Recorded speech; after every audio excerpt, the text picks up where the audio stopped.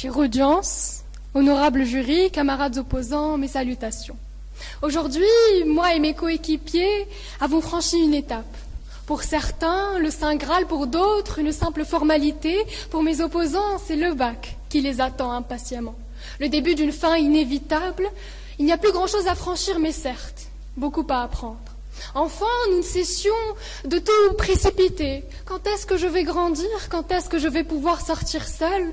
Occupée à toujours tout anticiper, tout accélérer, courir derrière le temps. Aujourd'hui, nous voilà. Nous voulions faire comme tout le monde, faire comme eux, faire comme les grands. Comme les grands.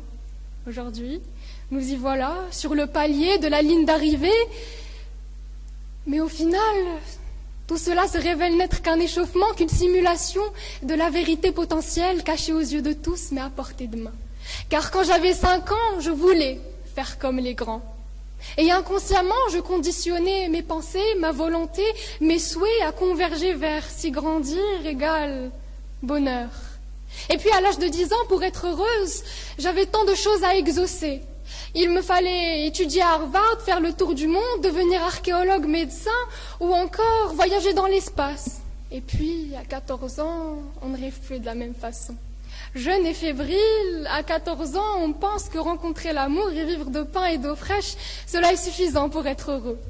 Mais à 18 ans, avec du recul, on a la tête sur les épaules, du moins pour les plus chanceux d'entre nous.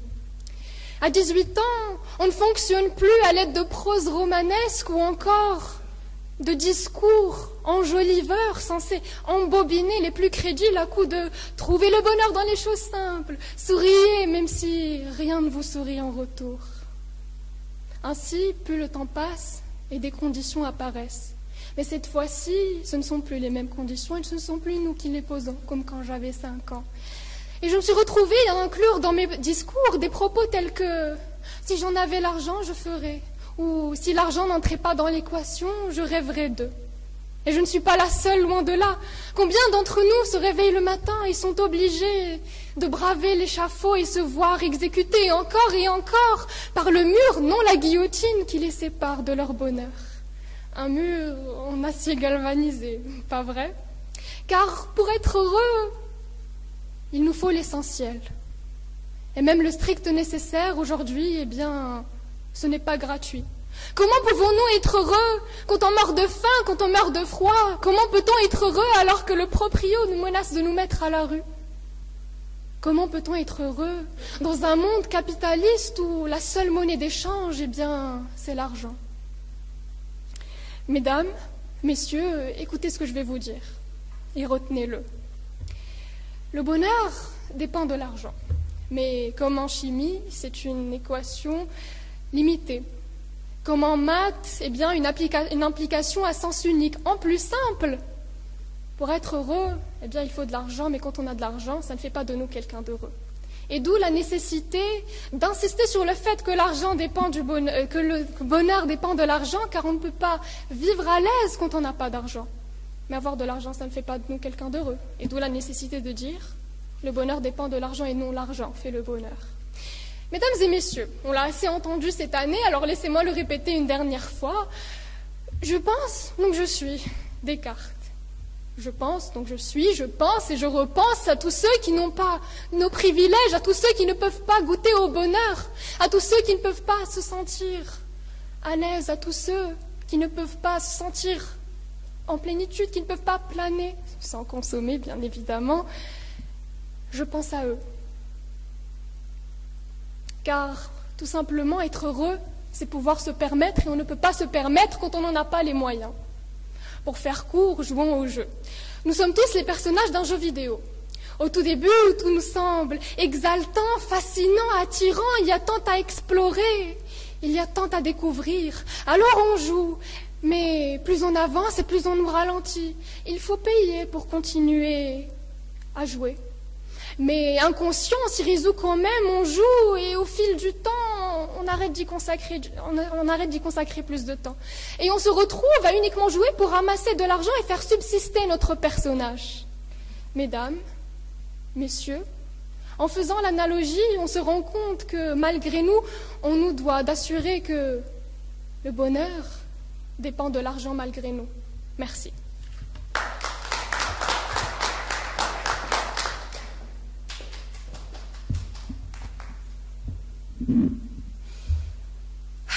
Le bonheur. Aux grands mots, les grands discours. Jean Rostand, écrivain et philosophe français, a dit un jour, je cite, « En quoi le bonheur peut-il bien consister, sinon à n'être pas trop malheureux entre des malheurs ?» Fin de citation. Sacré pessimiste, ce cher Rostand, diriez-vous, chers opposants. Moi, je dirais qu'il est sans nul doute réaliste et objectif, et qu'il ne se laisse pas avoir par les propos chimériques et idéalistes qui égarent les gens en leur faisant gober ce mensonge qu'est le bonheur.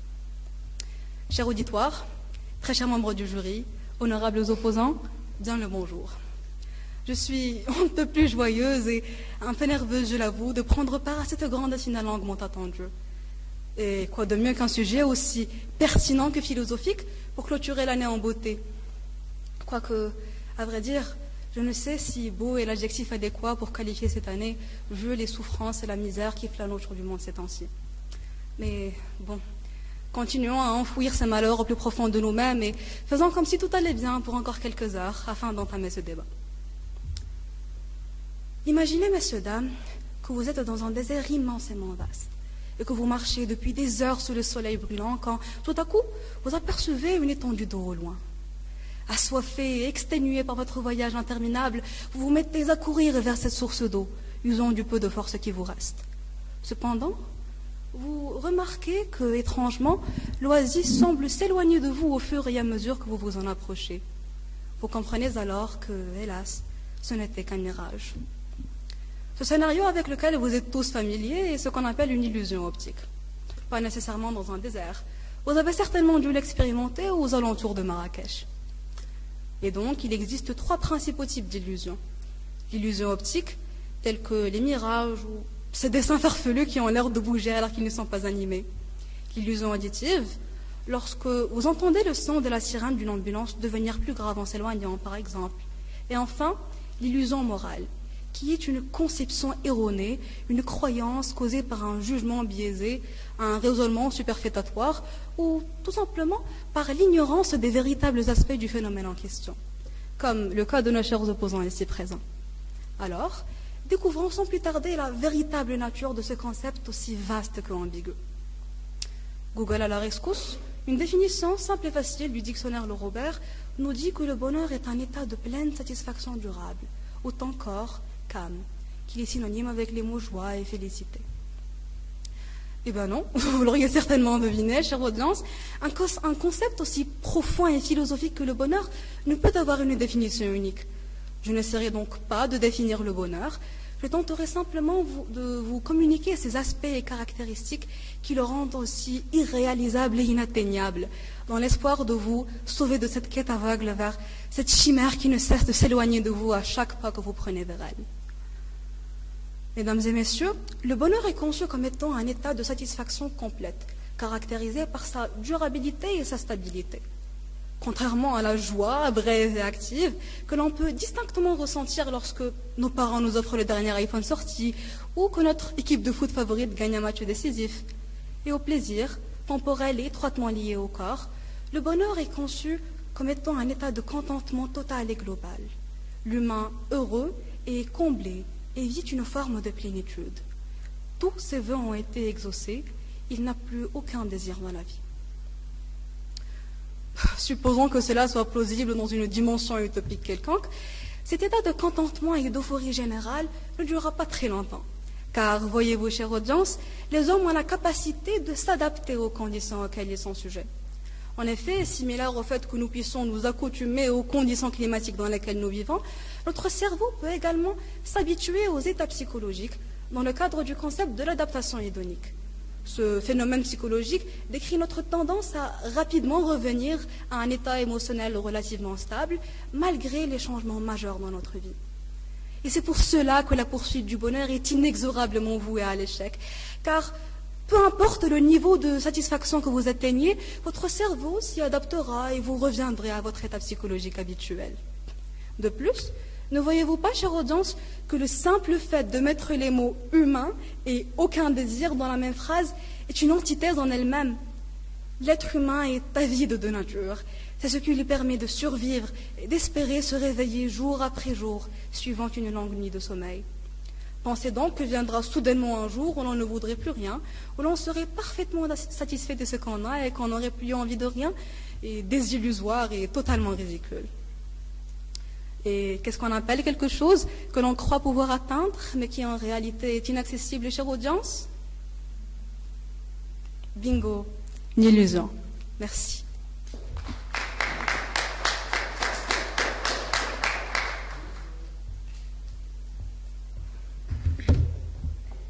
Bonheur, un mot simple mais puissant, une émotion que nous avons tous déjà ressentie, si ce n'est que pour un instant. Le sourire d'un enfant, la chaleur d'une étreinte, la satisfaction d'un travail accompli, le plaisir d'un repas partagé, le bonheur n'est pas une illusion. C'est ce qui donne sens à notre vie, c'est ce qui nous pousse à avancer, à nous dépasser. Mais ce même bonheur, pour qu'il soit pleinement vécu, repose sur une base solide, l'argent. Sans lui, mesdames et messieurs, même les moments les plus simples peuvent devenir des luttes insurmontables. Alors permettez-moi de vous raconter une histoire. C'est l'histoire de Aïcha, une mère célibataire avec 2 enfants. Aïcha jongle avec 2 emplois pour rejoindre les 2 bouts. Elle travaille dur, elle se bat chaque jour contre le stress, l'angoisse de ne pas pouvoir offrir à ses enfants ce dont ils ont réellement besoin. Elle essaye de survivre, elle cherche son prochain repas, son prochain abri, la prochaine personne qui voudra bien lui parler 30 secondes ou juste lui dire bonjour. Est-ce que l'argent suffit pour être heureux? Je vous dirais non. Mais sans lui, tu ne peux ni te poser cette question, ni même construire ton bonheur. Car oui, l'argent est la base sur laquelle nous construisons notre bonheur. D'ailleurs, une étude menée par le célèbre chercheur américain Matthew Killingsworth dans l'université de Pennsylvanie a apporté un éclairage significatif sur la relation entre l'argent et le bonheur. Chaque jour, 33 000 personnes répondaient via une application à la question suivante. Comment vous sentez-vous maintenant? Les réponses allaient de très bien à très mal. Le résultat est très clair. Les revenus annuels augmentent proportionnellement avec le bien-être momentané et la satisfaction générale de la vie. Cela souligne clairement l'impact ou plutôt l'importance du contexte financier dans la construction et le maintien du bonheur personnel. Alors oui, l'argent ne peut pas résoudre tous les problèmes, on le sait, mais il nous donne les moyens pour les affronter plus sereinement. C'est comme un levier qui nous permet de soulever les obstacles de la vie, de nous élever au-delà des contraintes et des préoccupations matérielles pour nous concentrer sur ce qui compte vraiment. Alors regardons un peu la réalité en face et arrêtons de nous voiler la face. Sans argent, même les plus beaux rêves peuvent devenir de terribles cauchemars. Imaginez vouloir offrir à vos enfants une éducation de rêve, vouloir voyager autour du monde ou simplement avoir la sécurité de ne pas craindre pour le lendemain. Alors voyez-vous, l'argent n'est pas le but ultime, mais il est l'outil qui nous permet de transformer ses rêves en réalité. Un jour, Simone Sinek a dit « Ce que les gens achètent, ce n'est pas ce que vous faites, mais pourquoi vous le faites. » Fin de citation. Pour mieux vous éclairer, on a de l'argent pour acheter des biens et des services. Ensuite, ces biens et ces services nous apportent quelque chose. Par exemple, vous achetez un ballon de foot. Ce n'est pas le ballon qui vous intéresse en soi. Ce que vous achetez vraiment, c'est ces moments que vous allez passer à jouer avec votre enfant, votre père, qui vous voulez. Vous achetez alors des moments de vie qui ainsi vous rendront heureux. Victor Hugo lui disait « Les riches ont pour mission de faire circuler la richesse. » Fin de citation. En d'autres termes, l'argent n'est pas là juste pour satisfaire vos propres besoins, mais aussi pour contribuer au bien-être des autres. Et donc, en ayant les moyens financiers, vous pouvez aider vos proches, mais aussi soutenir des causes qui vous tiennent vraiment à cœur. et ainsi semer les graines du bonheur autour de vous. Maintenant, revenons à notre histoire. Aïcha a maintenant l'esprit léger, car ses besoins essentiels sont assurés. Elle peut enfin savourer chaque moment, partager des rires avec ses enfants et pourquoi pas planifier des projets pour l'avenir. Voilà le véritable pouvoir de l'argent. Il nous libère des préoccupations matérielles ou financières pour nous permettre de vivre pleinement notre vie. En conclusion, prétendre que le bonheur ne dépend pas de l'argent, ou encore pire, nier complètement son existence, revient à nier la réalité de nos émotions, à ignorer cette vérité fondamentale de notre existence. L'argent, c'est comme un passeport pour une vie plus sereine, plus libre et plus heureuse. Alors la prochaine fois, mesdames et messieurs, que quelqu'un viendra vous dire que l'argent ne contribue pas au bonheur, souvenez-vous de Aïcha, de sa lutte et de sa délivrance. Merci.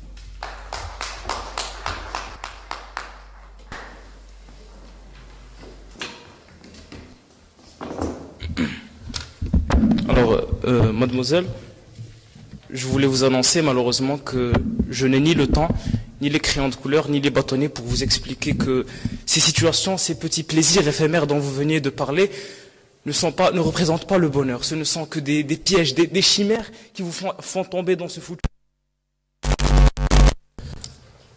Voilà. Maintenant que j'ai traversé les petits pas qui me séparent des regards inquisiteurs, un pic d'adrénaline est en train de me gagner.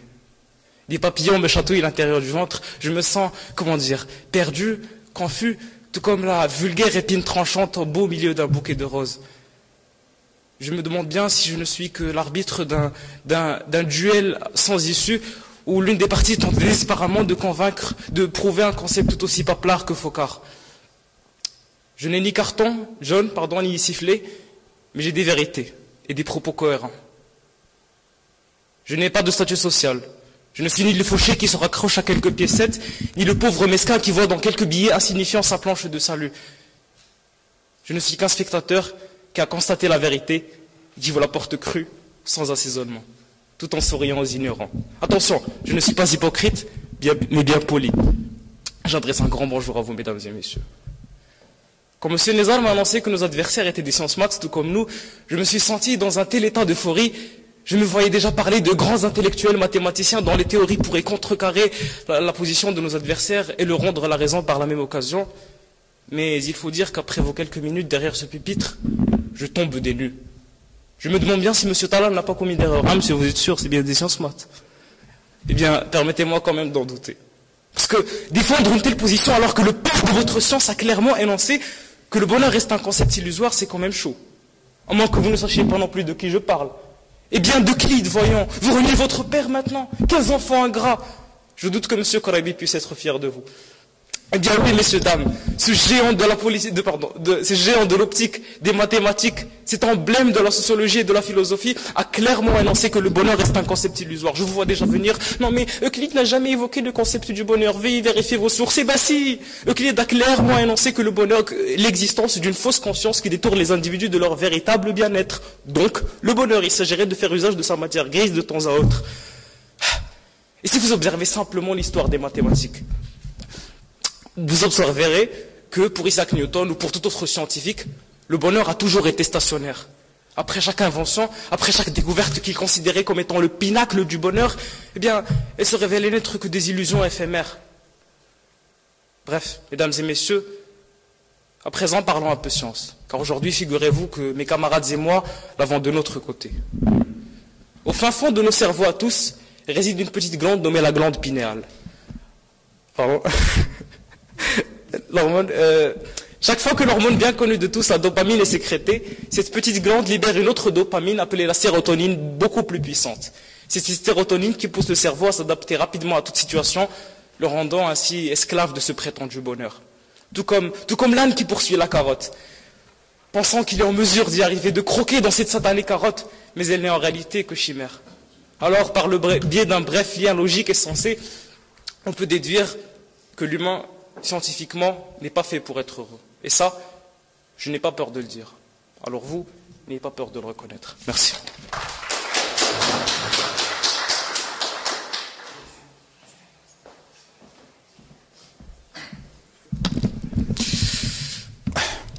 Alors, autant vos camarades ont désisté, c'est tout à leur honneur, autant vous, je ne sais toujours pas ce que vous faites ici. Parce que, corrigez-moi si je me trompe, dernier débat, vous nous avez parlé de paix intérieure, de stoïcisme, de bonheur.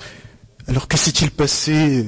Vous avez peut-être vécu une rupture amoureuse, bon, ça m'aurait pas étonné, mais je pense aussi que vous êtes noyé dans les récits de notre bon vieux Schopenhauer, n'ayant jamais trouvé le bonheur, ni l'amour d'ailleurs, que vous êtes finalement dit que c'était qu'une illusion, qu'il faudrait arrêter de courir vers le bonheur, que c'était qu'une supercherie. Eh ben, excusez-moi de vous dire que nos amis philosophes n'ont jamais été une réelle référence vers le bonheur. Parce que, à force d'avoir vouloir trop penser, ils ont oublié de voir le bonheur qui se cachait à leurs pieds. Que leur bonheur en soi, c'est l'absence de pensée, l'absence de désir, de désir, de pulsion, d'idées sordides. Cet état d'équilibre où on se retrouve finalement en manque de manque. Mais cet état a toujours existé tant qu'il est notre état de base, qu'on n'a jamais été plus heureux qu'au berceau, mais puisqu'en grandissant, nous avons développé des projets, des tracas, des ambitions parfois trop grandes, nous nous sommes éloignés petit à petit du bonheur, car nous avons eu trop tendance à vouloir projeter nos attentes sur le monde extérieur, qu'on s'est retrouvé dans un état de profonde frustration. Mais le bonheur existe. Il n'y a qu'à prendre l'exemple des sages de toute tradition, les sages bouddhistes, les sages musulmans. Ces personnes sont arrivées à terme d'un bonheur inouï, d'une pondération concrète. Alors, le bonheur existe. Et non seulement le bonheur existe, mais le bonheur dépend de l'argent. Mais je vous vois venir avec vos gros sabots de nous traiter de matérialistes, de je ne sais pas quoi, mais nous n'avons jamais dit que l'argent achète le bonheur, ou que l'argent fait le bonheur. Nous savons pertinemment que par intuition, qu'il y a des gens riches, très riches, qui vivent toujours un malheur affectif, qui souffrent de mal-être intérieur, d'insatisfaction éternelle, comme il y a des gens simples qui sont arrivés à vivre d'une vie heureuse et épanouie, car nous ne pensons pas non plus que plus d'argent fait plus de bonheur, mais que l'absence d'argent fait le malheur. Et c'est bien malheureux, mais nous vivons dans un monde ultra-capitaliste où tout passe par l'argent, où il faudrait un minimum de revenus pour pouvoir vivre dignement, pour pouvoir combler une série de nécessités fondamentales à une vie heureuse et épanouie.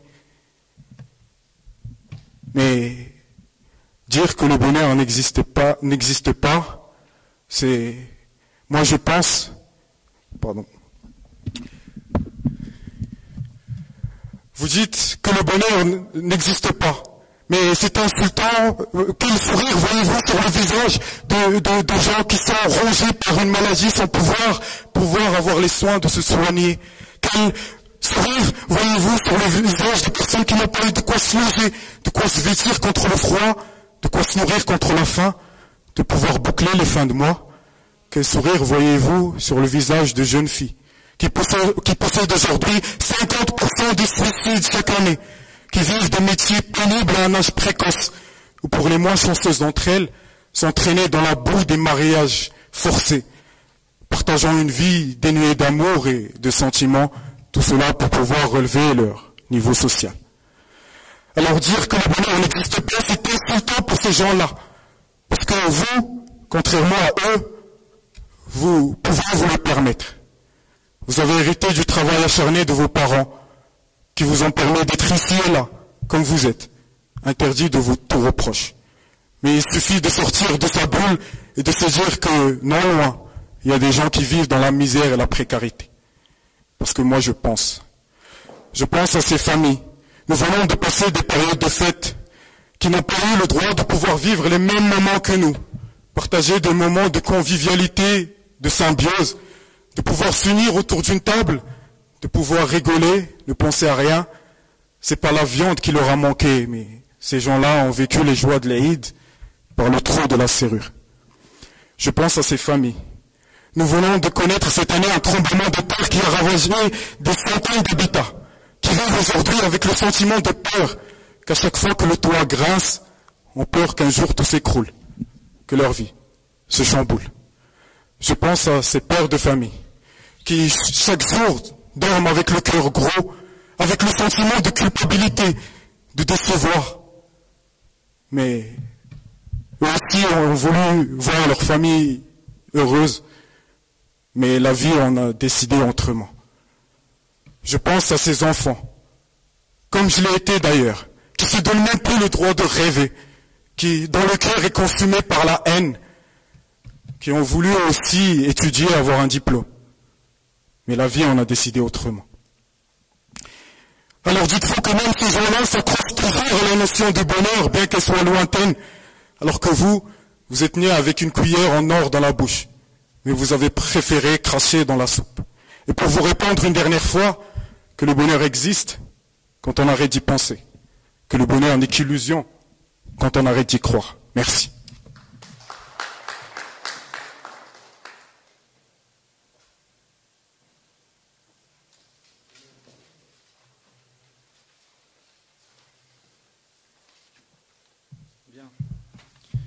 Je vais commencer par la demoiselle. Abdullah l'épicier serait jaloux, quoique pas tellement. Matthews Kellingworth, je crois, était à l'école de Worcester, une école dans l'université de Pennsylvanie, certes, mais c'est une école de commerce. Bizarrement, vous délaissez les psychologues, les spécialistes pour vous rabattre sur des économistes. Vous êtes tombé bien bas, cher Matheux. Ensuite, nous passons à vous, monsieur le pédon, celui dont le pédontisme n'a cessé de croître tout au long de cette compétition. Je t'en prie, tu dis à demi-mot que le bonheur, que l'argent achète le bonheur. On ne devient pas heureux simplement comme ça. Le poids de ton argument serait conséquent si nous vivions dans le monde des bisounours. Or, je vous rappelle malheureusement pour toi que nous sommes présentement le lundi 1er juillet. Il est aux alentours de 19h15. Bienvenue dans le monde réel. Bien. Chère audience, bien le bonjour. Nous sommes à l'aube du 19e siècle. La philosophie est à son apogée et l'humanité est sur le point d'assister à la naissance de l'un des plus grands penseurs de son histoire. Mesdames et messieurs, j'ai nommé Arthur Schopenhauer. Voici un intellectuel de renom qui ne lésina pas sur les moyens afin de disséquer méticuleusement la problématique du bonheur. En voici donc un bref aphorisme. Ce dernier, par ailleurs, qualifie ce concept de bonheur comme étant le plus complexe et alambiqué qu'il a traité. Son point de vue vis-à-vis de la question évolua par ailleurs au fil des années et il en est arrivé à la conclusion que le bonheur paraphrase parfaitement le mot illusion. Le bonheur n'est qu'une création, une invention humaine lui servant tout bonnement à fuir sa réalité. Une réalité régie soit par la souffrance, soit par l'ennui. Et rappelez-vous de ce dernier car il est facteur dimensionnant dans la thèse d'Arthur Schopenhauer. Pour vous la faire courte, Arthur affirme que le désir étant essence de toute nature humaine, s'il se retrouve non assouvi, conduit inexorablement à la souffrance. Je souhaite avoir une bonne note, je n'ai pas la moyenne, souffrance. Je l'aime, elle ne m'aime pas, souffrance. Mais lorsque dès lors j'arrive à obtenir ce qui ne me manque plus, et donc que je ne désire plus, ce n'est pas le bonheur, il n'y a pas d'envie du fait que la chose est acquise. Mais ce n'est également pas le malheur, il y a absence de souffrance. Mesdames et messieurs, ce n'est ni le bonheur ni le malheur, c'est ce que Schopenhauer appelle purement et simplement l'ennui. Et de là naquit l'une des plus illustres citations de l'histoire de la philosophie, je cite, « Ainsi donc la vie oscille, tel un pendule, de droite à gauche, de la souffrance à l'ennui. » Fin de citation. Cher auditoire, je vois dès lors bon nombre de visages crispés parmi vous et je peux comprendre que de prime abord, ce que je viens de dire peut sembler assez pessimiste. Mais réfléchissez-y bien et comprenez par vous-même que cette citation n'est que le reflet parfait de la réalité. Après tout, qui n'est jamais passé par la souffrance du célibat, puis par l'ennui du couple, ou bien même par la souffrance du chômeur, puis par l'ennui du salarié? Soyons honnêtes 2 minutes, il n'y a pas de métier où l'on ne s'ennuie jamais. Cela n'existe que dans les mauvais livres de management, ce qui est pour le coup un pléonasme. Tout comme il n'y a pas de couple où l'on ne s'ennuie jamais. Mais cela n'existe que dans les mauvais romans d'amour. Et donc, pourriez-vous, ne serait-ce que 2 secondes, songer à imaginer un monde sans ennui, un monde où le bonheur est figure de proue du quotidien humain. Ce dernier se sentirait bien, heureux, en paix avec lui-même, constamment, 24 heures sur 24, 7 jours sur 7. Il est clair comme de l'eau de roche que ceci est tout à fait inimaginable. On ne peut pas connaître le véritable sens de la richesse sans être passé par la pauvreté, ou même le véritable sens de la satiété sans avoir expérimenté la faim. Tout comme l'on ne peut pas prendre conscience des réels désirs, des réels plaisirs de la vie si l'on ne connaît guère de souffrance ou d'ennui. C'est pourquoi il ne faut pas songer à voir l'ennui comme un fardeau, comme un némésis de l'existence humaine, bien au contraire. Ce dernier est bien souvent précédé par des moments de joie intense, de satisfaction momentanée et omnipotente. Et justement, là, nous arrivons au point culminant et central de la thèse d'Arthur Schopenhauer. Mesdames et messieurs, il faut savoir profiter au maximum de ces moments de joie intense qui précèdent l'ennui, car ils ne sont que passagers. Le bonheur en tant que tel n'est qu'une création, une genèse humaine lui servant tout bonnement à fuir sa réalité. Cette quête de bonheur n'est somme toute qu'un faux fuyant, qu'une échappatoire parfaite d'un écran de fumée illusoire et chimérique, car comme le dit si bien le dicton, le bonheur est une illusion d'optique, deux miroirs qui se renvoient la même image à l'infini. N'essayez pas de remonter à l'image d'origine, car il n'y en a pas. Merci.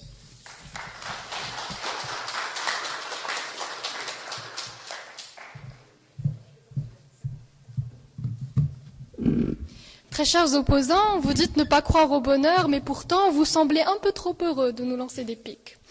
Laissez-moi vous dire, la vie est la somme des peines et des plaisirs. Jérémy Bentham, philosophe anglais. Et donc, si le résultat est positif, c'est ça le bonheur. Petit clin d'œil à vos plaisirs éphémères. Bien, si le bonheur n'était qu'une illusion, vous ne chercheriez pas à gagner ces débats et à en tirer satisfaction.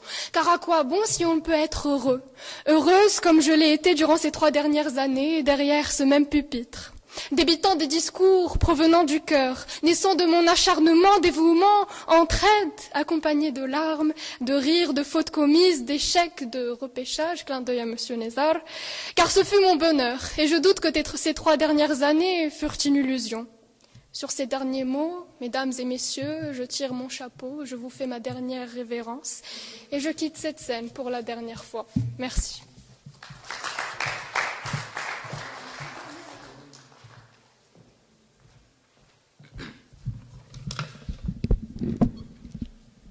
Esclave de mon bonheur, je me dis que je ne serai jamais affranchi. Alors non, ce n'est guère un extrait d'un morceau de rap, je ne suis ni Nekfeu, ni Booba. Mais aujourd'hui, je suis Emmanuel Kant. Mes jours ont pourtant pris fin en 1804, enfin, c'est ce que je pensais. Mais aujourd'hui, nous sommes le 1er juillet 2024 et à mon plus grand bonheur, ces 3 personnes ici présentes m'ont ravivé.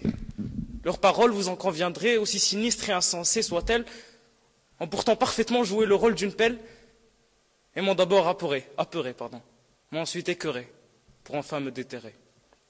Me voici alors ici devant vous, prêt à finir ma mission de vie, même en étant mort. Pourtant, 2024 était une année où je me voyais vivre dans une société où l'absurdité n'aurait point place. Mais visiblement, j'avais tort. Il existe bel et bien des individus au fond du gouffre. Bref, cela n'est pas notre sujet. Moi, Emmanuel Kant, n'est ni prétentieux, ni fou. Je ne prétends pas être un savant, encore moins un prophète. Je suis un simple homo sapiens qui fait preuve de rationalisme, de bon sens et d'un brin de réalisme, comme le nom de mon espèce l'indique d'ailleurs. Aujourd'hui, je viens donc vers vous, sans prétention, sans forfanterie aucune, pour vous annoncer, en toute modestie, que j'ai découvert. Que j'ai découvert, chers et chers, que ce que nous cherchons depuis toujours est en réalité qu'un mirage insaisissable, une étoile scintillante mais inatteignable, pensant qu'un trésor nous attendrait au bout du chemin. Peut-être que la richesse de notre existence réside dans les petites choses de la vie, dans l'appréciation de chaque instant, dans la gratitude pour ce que nous possédons déjà. Je vous vois déjà venir, mais c'est ça le bonheur, ça c'est la joie. D'après cette réponse déjà prématurée, je déduis que vous êtes les personnes qui connaîtraient le goût des crayons de couleur. Bref, ce n'est pas notre sujet. La chaleur d'un sourire, la douceur d'un baiser, le réconfort d'un ami, la beauté d'un coucher de soleil. Voilà des moments à portée de main. La richesse de notre existence réside dans ces instants, certes éphémères, mais réalistes et précieux. Alors, vous savez, mesdames et messieurs, je trouve cela tout aussi triste que méprisable que des individus comme eux, dont dépend le futur des sociétés, qui vont bientôt intégrer des places dans de grandes écoles, d'ailleurs, peut-être, on ne sait pas, croient à un concept aussi erroné. Je vous vois déjà dans une trentaine d'années, en costume cravate, le sourire aux lèvres, mais le cœur en peine, dans un bureau dépourvu de vie. Quelle vie vit-on quand on n'a pas la vie qu'on veut? Ça rime en plus. En parlant de rime, à vous, Rally, qui aimez si bien le rap, Alpha One aurait dit: quand surgit la mort, on vous enterre 100 milliards. À moins que vous n'ayez déjà vu un coffre-fort à l'arrière d'un corbillard. Merci.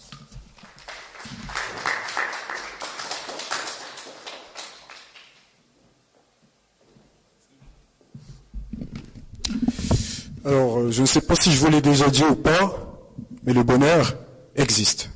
Et non seulement le bonheur existe, mais le bonheur, ça se partage, ça s'unifie. Que finalement, on nous avait menti depuis tout ce temps, que le bonheur des uns faisait aussi le bonheur des autres. Ce que je suis en train de vous dire, c'est que l'argent, tout comme le bonheur, ça se partage. Qu'il ne faudrait pas tout le temps l'assimiler au côté matériel et au côté liquidé de la chose. Donc elle possède aussi une sentence humaniste et personnelle. L'argent permet de renforcer les liens sociaux. Donc qu'elle nous fait vibrer d'empathie, de générosité, de solidarité. L'argent peut nous permettre de tisser des liens. Elle nous permet de faire plaisir à nos proches, pouvoir vivre avec eux des moments uniques, un sens unique. De pouvoir être là pour leur sécurité face aux imprévus de la vie, face aux imprévus sanitaires par exemple.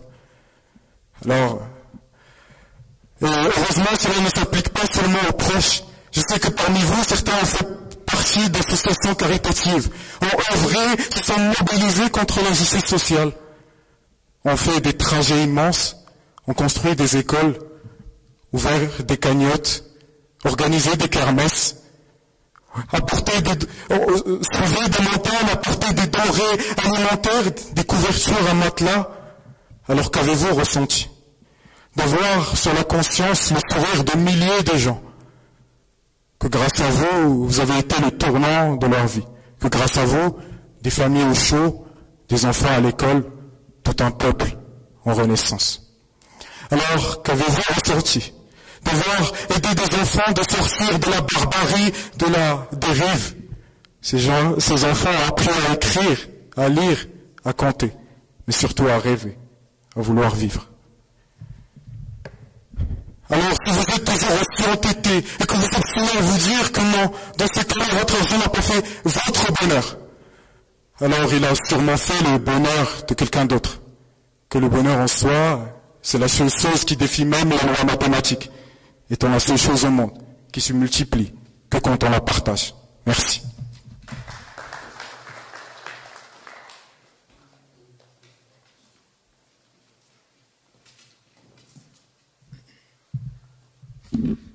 Bien, chère audience, honorable jury, rebonjour.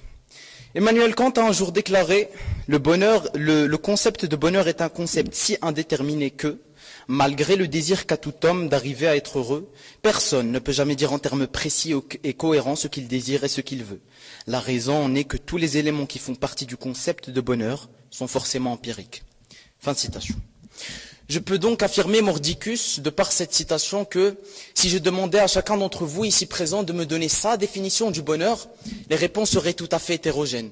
Et cela est parfaitement logique étant donné que le bonheur n'est qu'une interprétation subjective de ce que nous percevons. C'est une apparence dépourvue de toute réalité tangible, c'est une simple illusion.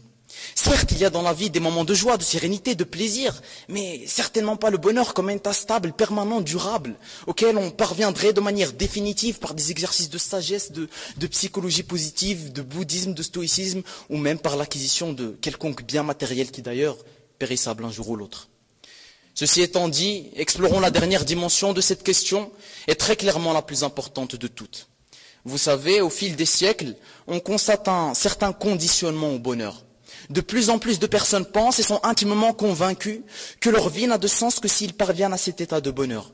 Ils essaient donc d'atteindre ce dernier coûte que coûte, que cela soit par des biens matériels, immatériels, cela n'a à vrai dire guère d'importance.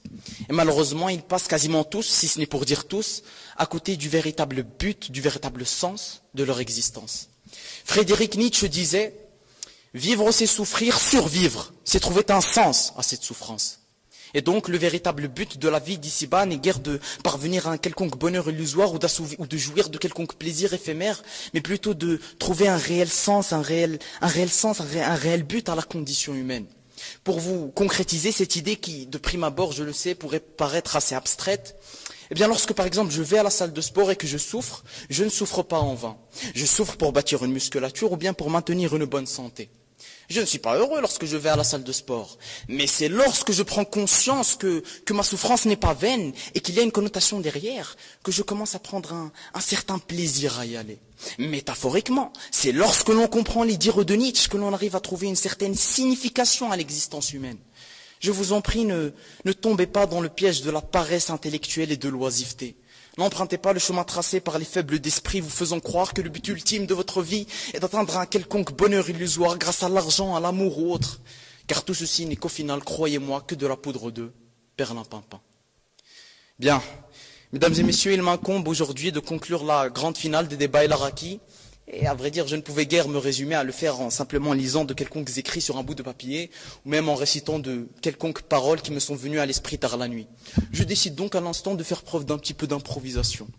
Mesdames et messieurs, de par cette dernière intervention, j'essaierai de vous convaincre avec conviction que notre position est la meilleure de toutes. Toutes nos interventions ont eu pour seul objectif de vous faire réfléchir vis-à-vis d'une question bien précise.